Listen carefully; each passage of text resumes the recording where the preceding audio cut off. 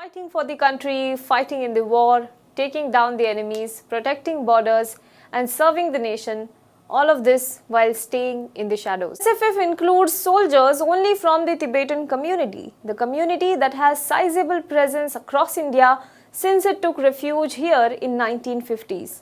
After the Chinese aggression, Tibetans started resisting. Most of the resistance fighters were from the Kham region of eastern Tibet, which was one of the major sites of rebellion against the Chinese. In Kalimpong, a number of fighters who were followers of Gompo Tashi, who is a Kham trader, were from an organization called Chushi Gangdruk, or 4 rivers and 6 ranges. A handful of them received Morse code and radio communication training from the US CIA. In July 1957, they were airdropped into Tibet and started supplying intelligence to Washington. By 1958, the small army of rebels boasted 23 units and they had completely driven the Chinese from Tibet's south but were in dire need of arms and ammunition. There were 25,000 fighters but most poorly equipped. The 6,000 or so fighters who remained in India were given an opportunity in 1962, the year of India-China war. Then Intelligence Bureau Chief B.N. Malik put forward the idea of setting up a training center for Tibetan fighters. Then Prime Minister Jawaharlal Nehru turned to Major General Sujan Singh Uban, who had earlier commanded the 22 Mountain Regiment and was a Second World War veteran. The unit was raised on November 14, 1962, but a week later, China announced a unilateral ceasefire and the unit did not get a chance to fight the battle. According to Uban's son, the small unit was called Establishment 22. The 22s, as they would be known, would be all paratroopers, an elite unit capable of high-altitude warfare, special operation and fighting behind enemy lines. The exposure to a full-blown war came in 1971, the India-Pakistan War, after which Bangladesh was created. They were deployed in the Chittagong Hill Tracts and fought with extraordinary valor. More than 50 soldiers laid down their lives. However, due to secrecy of the outfit, they were never named or given any recognition. They fought in Kargil War in 1999 at the heights of 14,000 feet in sub-zero temperatures. Now, they were deployed near line of actual control in wake of Chinese aggression. ये जो force है ये race की गई थी नवंबर 14, 1962 यानी कि immediately after Indo China war of 1962। ये बड़ी इफेक्टिव है हिल एरियाज के अंदर, गुरिल्ला वॉरफेयर के अंदर, और इनको ये भी कहा जाता है कि ये तिब्बतन निंजास हैं।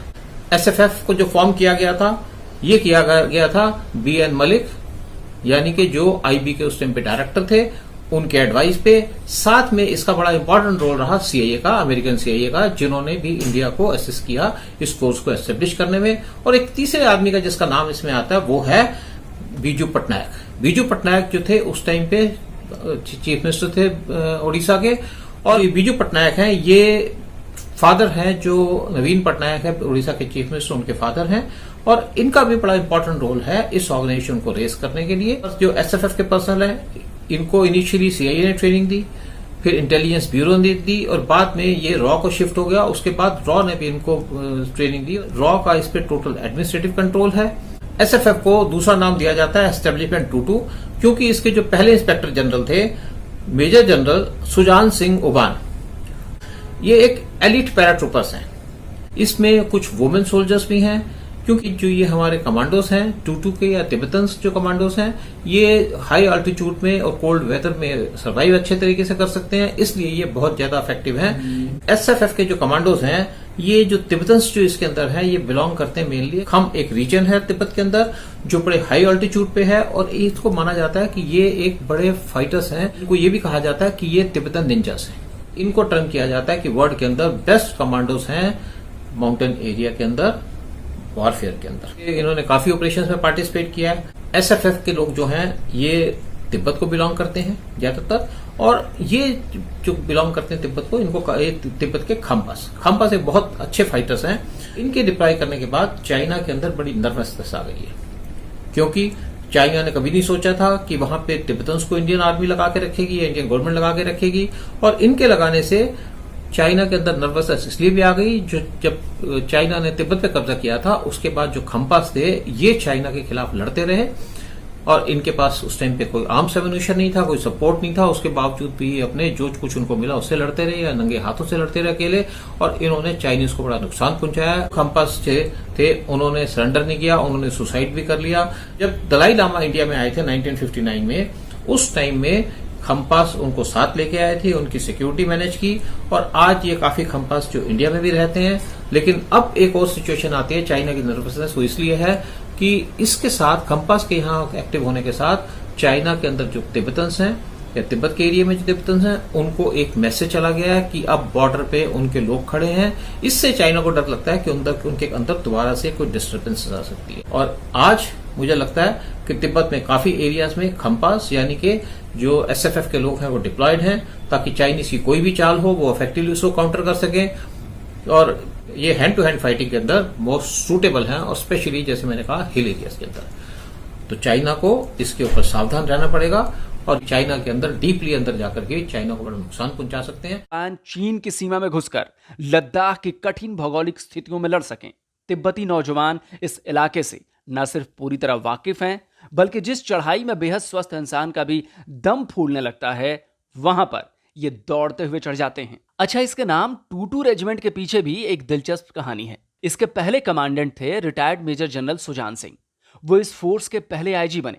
Sujan Singh second world war में 22nd माउंटेन रेजिमेंट के कमांडिंग ऑफिसर थे। तो जब स्पेशल फ्रंटियर फोर्स के नाम से नई रेजिमेंट बनी और इसके कमांडिंग ऑफिसर बने सुजान सिंह, तो इसे टूटू रेजिमेंट के नाम से भी बुलाया जाने लगा। दरअसल 1962 में चीन से जब लड़ाई चल रही थी, तब तत्कालीन प्रधानमंत्री जवाहरलाल नेहरू ने अमेरिका को 2 चिट्ठियां लिखी, जिसमें उन्होंने चीन के साथ युद्ध में अमेरिका को हस्तक्षेप करने को कहा था।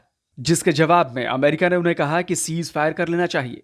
लेकिन तब के अमेरिकी डिफेंस सेक्रेटरी रॉबर्ट मैकनमारा और अमेरिकी खुफिया एजेंसी CIA के चीफ जॉन मैकॉन सीधे दिल्ली पहुंचे। वहां पर उन्होंने IB यानी कि इंटेलिजेंस ब्यूरो के अधिकारियों के साथ एक मीटिंग की और फिर SFF के लिए एक खास ट्रेनिंग प्रोग्राम की नींव रखी गई। तिब्बत के जिन गुरिल्ला फाइटर्स की इसमें भर्ती की गई थी, जिन्हें खम्पा वॉरियर भी कहा जाता है, उन्हें गुरिल्ला युद्ध में ट्रेन किया गया।